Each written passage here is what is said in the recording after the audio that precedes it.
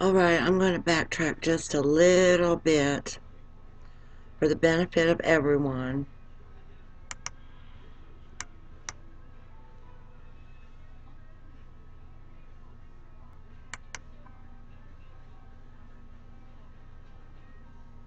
Then you've got someone like me who's been sensory deprived, and everyone knows when you're sensory deprived, your mind has to concoct parts of what have been missed.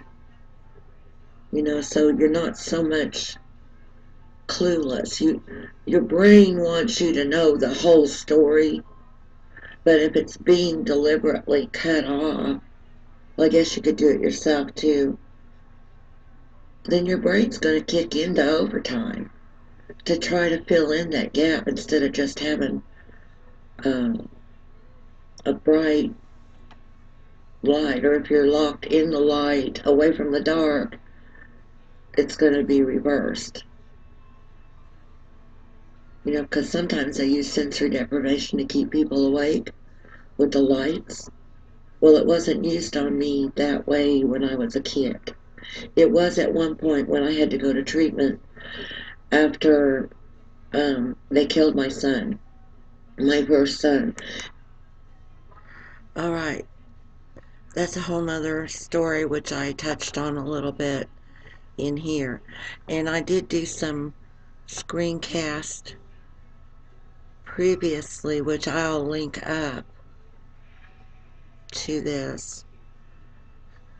But about it being reversed, if you're in the dark and you're looking through a crack, like was the case when they did this to us in second grade in Sedalia, Missouri, me and a few other people that happen to regularly, you're looking out into the light. If you stand back enough to see the light coming through the crack, that line is a line of light. But if you're being sensory deprived of sleep, then you're in the light, and if there's a crack in the door, you look out and see a line like we did of dark. Because in the closets that we were kept in, there were cracks between the spaces between the doors.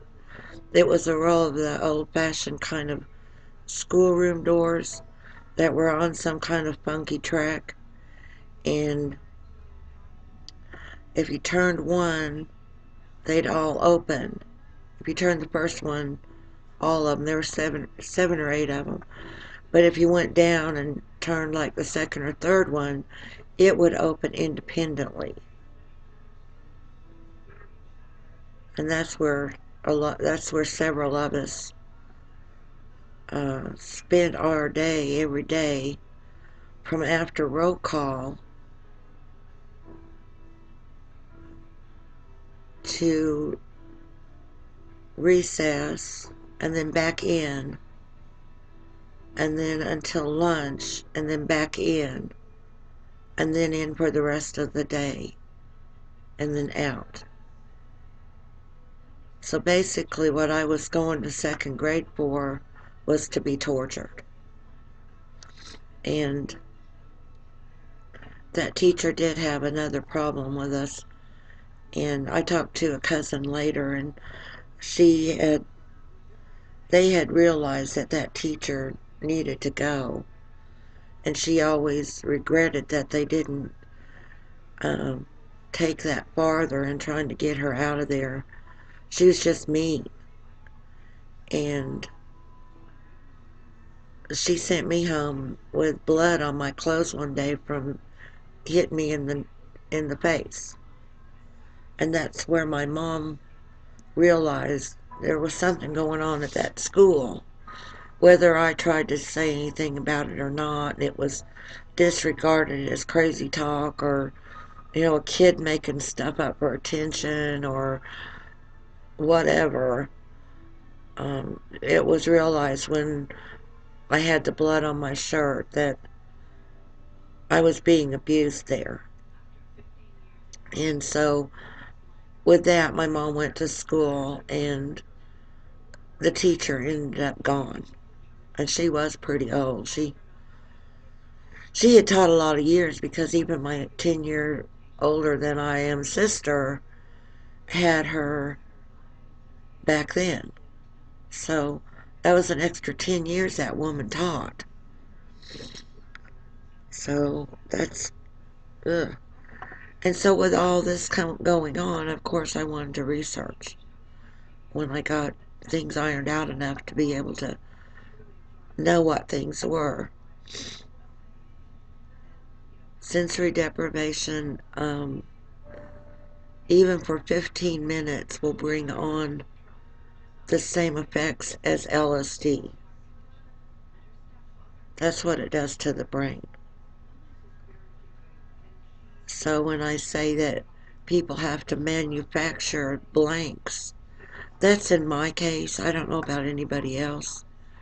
Because I missed so much of second grade with only the little gap between the doors to look out most of the day. And if the teacher would turn her back, or um,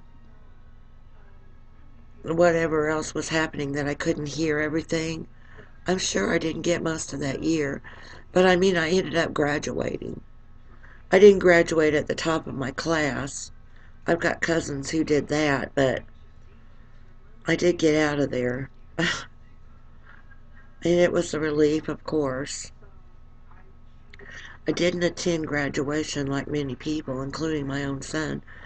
He didn't care to attend graduation. But my name was in the paper, his name was in the paper with the graduates, you know, how they do that following Sunday. But I don't mean people like me make up lies. That's not what I meant. But there is a certain amount of you might not want fabrication that has to go on there for the parts that you miss. And if you have a seizure, that's kind of like the same thing. You'd snap out of your, when you come out of your seizure, you're like, what I miss, what I miss. Your brain has to take over. And your brain will probably give you multiple choice. It was this one, this one, this one, this one, or this one, all the possibles that it could be. You know, what other choice does your brain have?